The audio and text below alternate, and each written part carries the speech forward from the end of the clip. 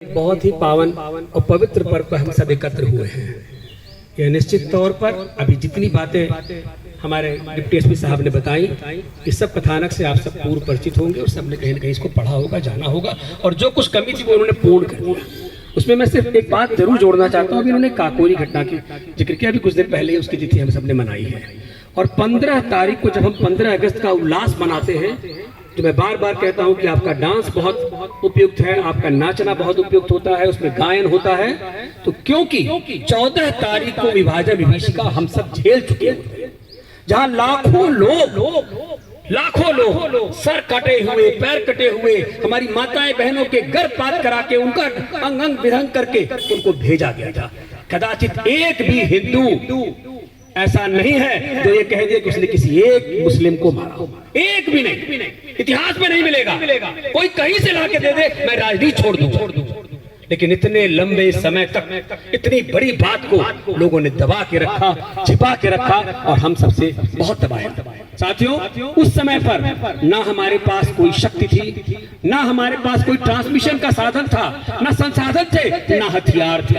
पहली बार जो लूट हुई, जो काकोरी में हुई, वो उनके हौसले से हुई और अंग्रेजी हुकूमत ने कहा कि इनके पास कुछ नहीं था, लेकिन इनके पास हौसला था और युद्ध में हौसला एक हथियार होता है। यह पहली बार अंग्रेजों ने साबित किया, लिखा कि हिंदुस्तानी बहुत हौसले वाले, क्योंकि उसके पहले बलिया में एक कांड हो चुका था जहां मंगल पांडे ने 1857 में यह दिखा दिया था, जिसको उन्होंने गदर का नाम दिया। That was right. वो पहली चिंगारी थी रानी लक्ष्मीबाई, अवंतिकाबाई, न जाने कितना इतिहास भरा पड़ा है जहां महिलाओं ने भी कंधे से कंधा मिला करके युद्ध लड़ा है और अंग्रेजों को खदेड़ा है। क्योंकि हम तो कई वर्षों से गुलाम थे, हम इस्लामों के गुलाम थे, मुगलों के गुलाम थे, उसके पहले पुर्तगालियों ने कब्जा किया, उसके बाद अंग्रेजों ने कब्जा किया। लेकिन आज हम सबके पास एक चीज है कि हमारी संस्कृति हमको जोड़ती है और कन्याकुमारी से लेकर जम्मू कश्मीर तक, कन्याकुमारी में उगने वाला नारियल आज जम्मू कश्मीर में चढ़ाया जाता है माता वैष्णो को। ये किसने बनाया?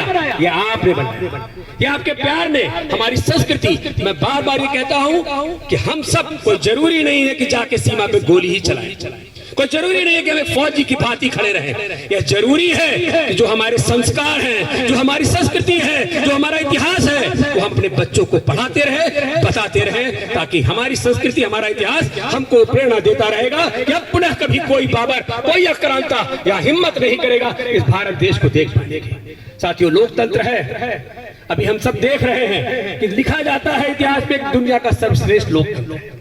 अभी 15 तारीख को हमारे पास कोई संविधान नहीं था, सिर्फ उल्लास था। 15 तारीख, 15 अगस्त से लेकर के 26 जनवरी तक, जब तक हमारा संविधान नहीं बन गया, हम सब ने खाली उल्लास से दम पर और उन्हीं के कानून पर अपना राज किया। हम सब बहुत खुश थे, बहुत बंटवारे हुए, बहुत हत्याएं हुई।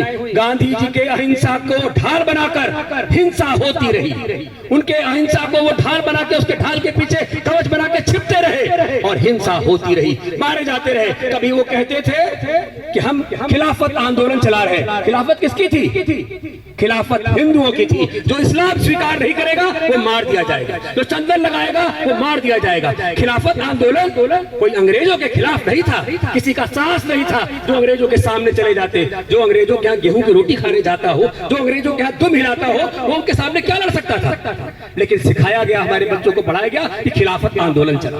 मैं चाहता हूँ कि आप सब लोग इन बातों को जरूर समझें, पढ़ें। इतिहास मौजूद है, बहुत अच्छी बातें डिप्टी एसपी साहब ने बताई। अगर नेहरू जी ने ये लिखा उनके लिए, बाबर के लिए, तो नेहरू जी ने उस गांधी को जिसने उनका राज तिलक किया, उसके लिए भी एक किताब है, बहुत सस्ती किताब है, 50 रुपए की मौजूद है, स्वराज, पढ़ लीजिएगा मंगा के। उसमें लिखा है उन्होंने कि ये बहुत उन्मादी हो गया है, जनता के प्यार ने इसको पागल दीवाना बना दिया है, अब इसकी इस देश की कोई जरूरत नहीं।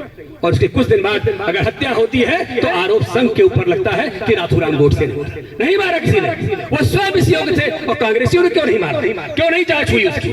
तो साथियों, अभी बहुत से काम करने हैं। आप देख रहे हैं कि जो लोकतंत्र, देश का सर्वोच्च लोकतंत्र था, वो भीड़ तंत्र में परिवर्तित हो गया है। 19 दिन तक लोकसभा नहीं चलने दी। तो ये जो भीड़ तंत्र में परिवर्तित हो रहा है, उसके लिए भी हम सबको आवाज उठानी है, एक होना है, क्योंकि जो हमारी समस्याओं का निराकरण नहीं कर सकता उसको उस गद्दी पे बैठने का कोई अधिकार नहीं है। ये भारत देश कोई माटी का पुतला नहीं है, ये भारत देश कोई ऐसी कण नहीं है, इसका कण शंकर है, इसका पल पल जो है वह गंगा है, हर जल इसका गंगा है। ये नमन की भूमि है, तर्पण की भूमि है, अर्पण की भूमि है, प्रेम की भूमि है, संस्कार की भूमि है, और हमारे लिए ये त्याग और प्रत्याग की और वीरों की भूमि है। इतिहास रचा पड़ा है राम से लेकर कृष्ण तक, जिसको देखेंगे वीर ही पैदा हुआ इस धरती पर, गद्दार बहुत कम पैदा हुए। इसलिए साथियों, हम सबको उनको चिन्हित करना है और हम सबको अपना कर्तव्य निभाना है। जहां खड़े हैं, जहां है, वही अपना कर्तव्य निभाएं, अपने संस्कार लोगों में बांटे, अपनी संस्कृति बांटे। इन्हीं बातों के साथ मैं अपनी वाणी को विराम दूंगा। जय हिंद, जय भारत। धन्यवाद हमारे माननीय पांडे।